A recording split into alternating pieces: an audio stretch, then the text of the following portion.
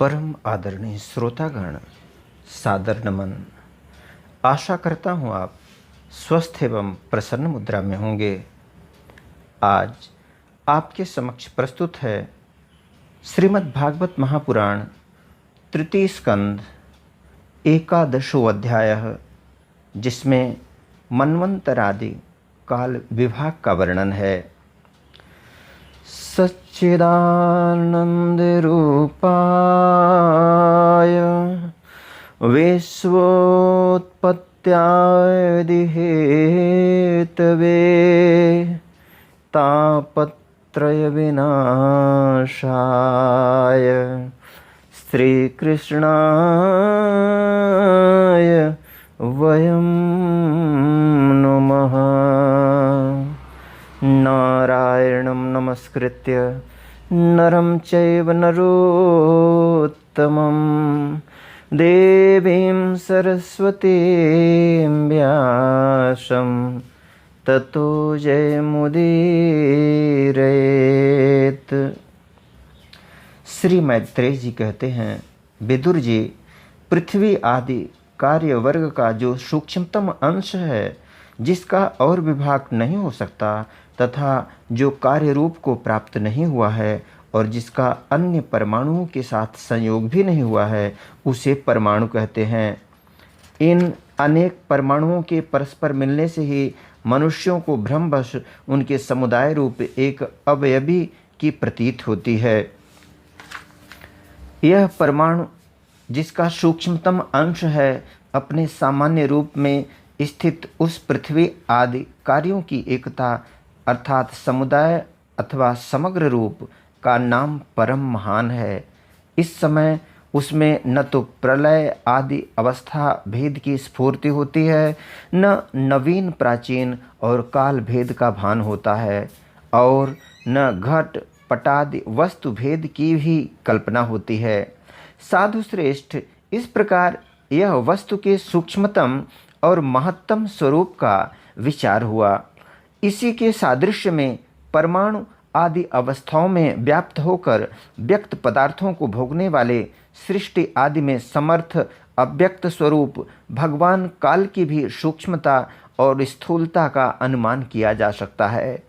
जो काल प्रपंच की परमाणु जैसी सूक्ष्म अवस्था में व्याप्त रहता है, वह अत्यंत सूक्ष्म है, और जो सृष्टि से लेकर प्रलय पर्यंत उसकी सभी अवस्थाओं का भोग करता है, वह परम महान है। दो परमाणु मिलकर एक अणु होता है, और तीन अणुओं के मिलने से एक त्रस रेणु होता है, जो झरोखे में से होकर आई हुई सूर्य की किरणों के प्रकाश में आकाश में उड़ता देखा जाता है।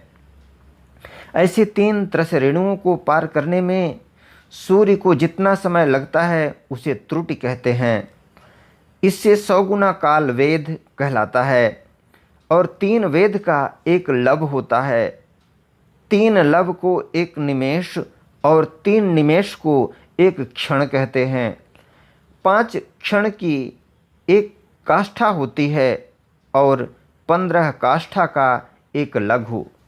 15 लघु की एक नाड़िका अर्थात दंड कही जाती है। 2 नाड़िका का एक मुहूर्त होता है, और दिन के घटने बढ़ने के अनुसार दिन एवं रात्रि की दोनों संधियों के 2 मुहूर्तों को छोड़कर 6 या 7 नाड़िका का एक प्रहर होता है।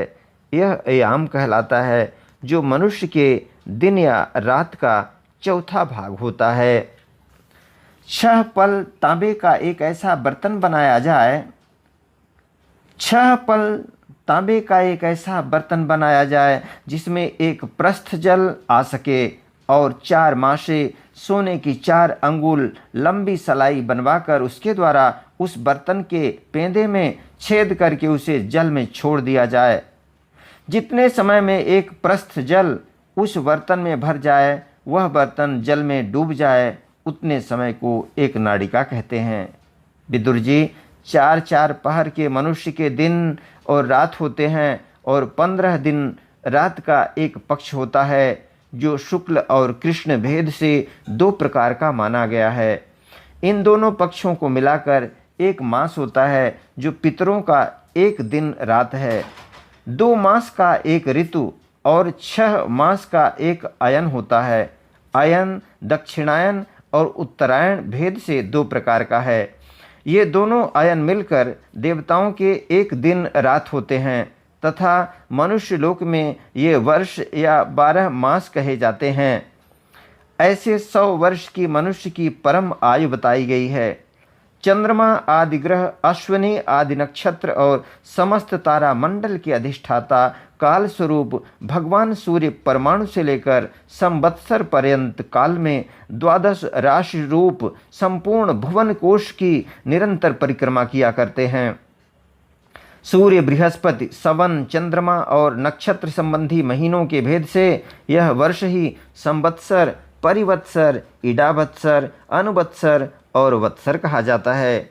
विदुर जी, इन 5 प्रकार के वर्षों की प्रवृत्ति करने वाले भगवान सूर्य की तुम उपहार आदि समर्पित करके इन 5 प्रकार के वर्षों की प्रवृत्ति करने वाले भगवान सूर्य की तुम उपहार आदि समर्पित करके सूर्य को तुम उपहार आदि समर्पित करके पूजा करो।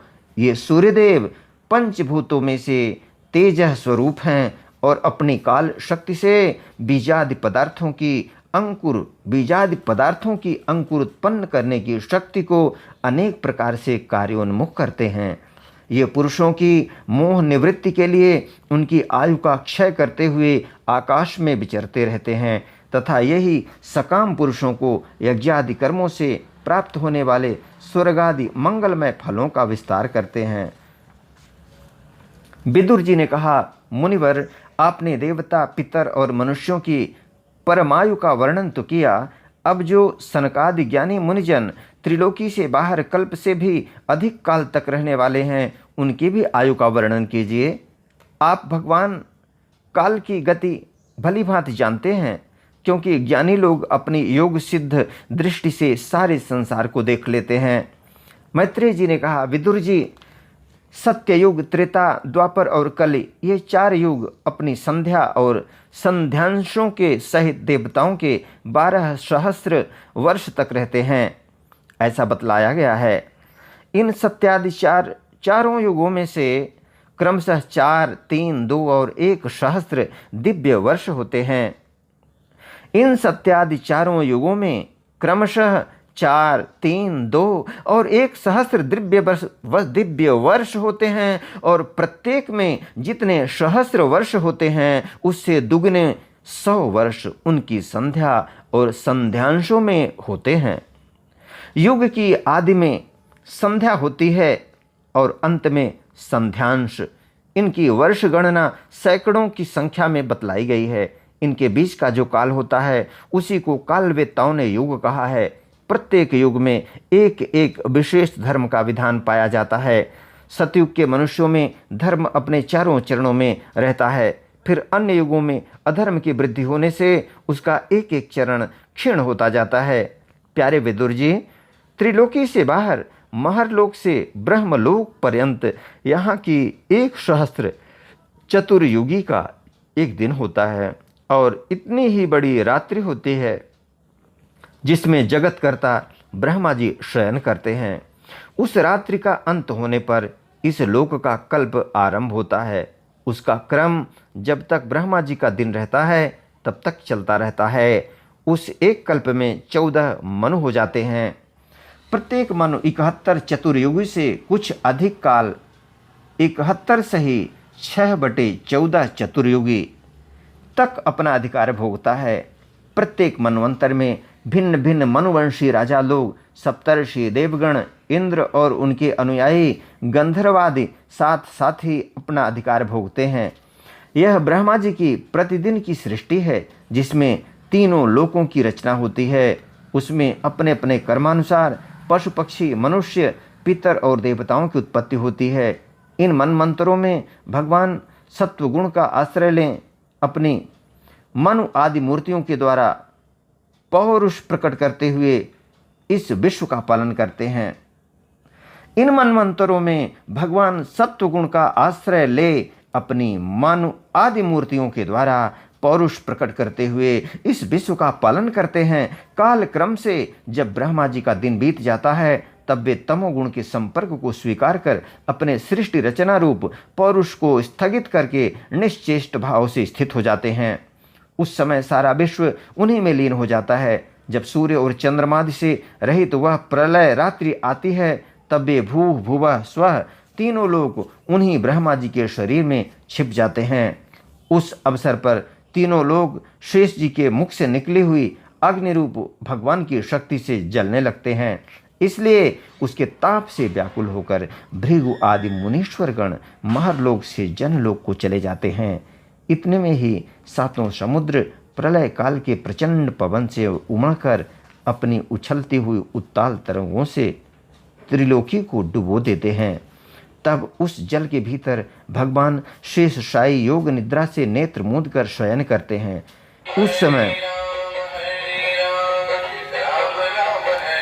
उस समय जनलोक निवासी मुनिगण उनकी स्तुति किया करते हैं। उस समय जनलोक निवासी मुनिगण उनकी स्तुति किया करते हैं। इस प्रकार काल की गति से एक एक सहस्र चतुर्युग के रूप में प्रतीत होने वाले दिन रात के हेर फेर से ब्रह्मा जी की 100 वर्ष की परमायु भी बीती हुई सी दिखाई देती है। ब्रह्मा जी की आयु के आधे भाग को परार्ध कहते हैं। अब तक पहला परार्ध तो बीत चुका है, दूसरा चल रहा है। पूर्व परार्ध के आरंभ में ब्राह्म नामक महान कल्प हुआ था। उसी में ब्रह्मा जी की उत्पत्ति हुई थी। पंडित जन इन्हें शब्द ब्रह्म कहते हैं। उसी परार्ध के अंत में जो कल्प हुआ था उसे पाद्म कल्प कहते हैं। इसमें भगवान के नाभि सरोवर से सर्वलोक में कमल प्रकट हुआ था। विदुर जी, इस समय जो कल्प चल रहा है वह दूसरे परार्ध का आरंभक बतलाया जाता है। यह वाराह कल्प नाम से विख्यात है। इसमें भगवान ने सूकर रूप धारण किया था। यह 2 परार्ध का काल अव्यक्त अनंत अनादि विश्वात्मा श्री हरि का एक निमेष माना जाता है। यह परमाणु से लेकर द्विपरार्ध पर्यंत फैला हुआ काल सर्वसमर्थ होने पर भी सर्वात्मा श्री हरि पर किसी प्रकार की प्रभुता नहीं रखता। यह तो देहादि में अभिमान रखने वाले जीवों का ही शासन करने में समर्थ है। प्रकृति, महातत्व, अहंकार और पंच तन्मात्र, इन 8 प्रवृत्तियों के सहित 10 इंद्रियां, मन और पंचभूत, इन 16 विकारों से मिलकर बना हुआ यह ब्रह्मांड कोश भीतर से 50 करोड़ योजन विस्तार वाला है तथा इसके बाहर चारों ओर उत्तरोत्तर 10-10 गुने 7 आवरण हैं। उन सब के सहित यह जिसमें परमाणु के समान पड़ा हुआ दिखता है, जिसमें ऐसी करोड़ों ब्रह्मांड राशियां हैं, वह इन प्रधान आदि समस्त कारणों का कारण अक्षर ब्रह्म कहलाता है। और यही पुराण पुरुष परमात्मा श्री विष्णु भगवान का श्रेष्ठ धाम स्वरूप है।